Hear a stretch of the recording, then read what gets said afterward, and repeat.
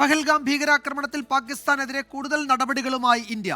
പാകിസ്ഥാനുമായുള്ള postal സർവീസും വ്യാപാര ബന്ധവും നിർത്തിവെച്ചുള്ള നടപടികളിലേക്കാണ് ഇന്ത്യ കടന്നത്.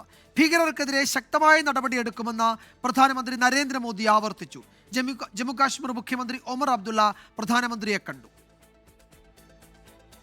പാകിസ്ഥാനുമായി നേരിട്ടും അല്ലാതെയുമുള്ള കയറ്റുമതിയും ഇറക്കുമതിയുമാണ് നിർത്തിവെച്ചത്. ദേശീയ സുരക്ഷയും പൊതുനിയമവും കണക്കിലെടുത്താണ് നടപടി. പാക് പതാക വെച്ച കപ്പലുകൾക്ക് ഇന്ത്യൻ തുറമുഖങ്ങളിൽ വിലക്കേർപ്പെടുത്തി. ഇന്ത്യൻ പതാക വെച്ച കപ്പലുകൾ പാകിസ്ഥാൻ തുറമുഖങ്ങളിൽ പ്രവേശിക്കരുതെന്നും നിർദ്ദേശമുണ്ട്. പാകിസ്ഥാനുമായുള്ള എല്ലാവിധ പോസ്റ്റൽ പാർസൽ സർവീസുകളും ഇന്ത്യ അവസാനിപ്പിച്ചു.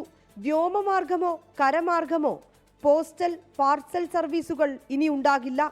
ഭീകരതയ്ക്കെതിരെ നടപടിയെടുക്കാൻ പ്രതിജ്ഞാബദ്ധമെന്ന് പ്രധാനമന്ത്രി.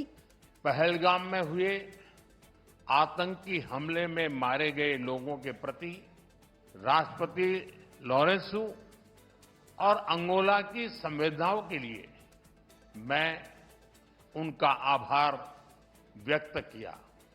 ഇന്ത്യൻ നടപടികളിൽ പാകിസ്ഥാൻ പരിഭ്രാന്തിയിലാണ്. 2 മാസത്തേക്ക് ആവശ്യമായ ഭക്ഷണം സംഭരിക്കാൻ താമസക്കാർക്ക് പാക് അധീന കശ്മീരിലെ ഭരണകൂടം നിർദ്ദേശം നൽകി. നിയന്ത്രണ രേഖയ്ക്ക് സമീപമുള്ള ശാഖകൾ പാകിസ്ഥാൻ ബാങ്കുകൾ അടച്ചുപൂട്ടി. 50 ഇടങ്ങളിൽ യുദ്ധ സൈറണുകൾ സ്ഥാപിച്ചു.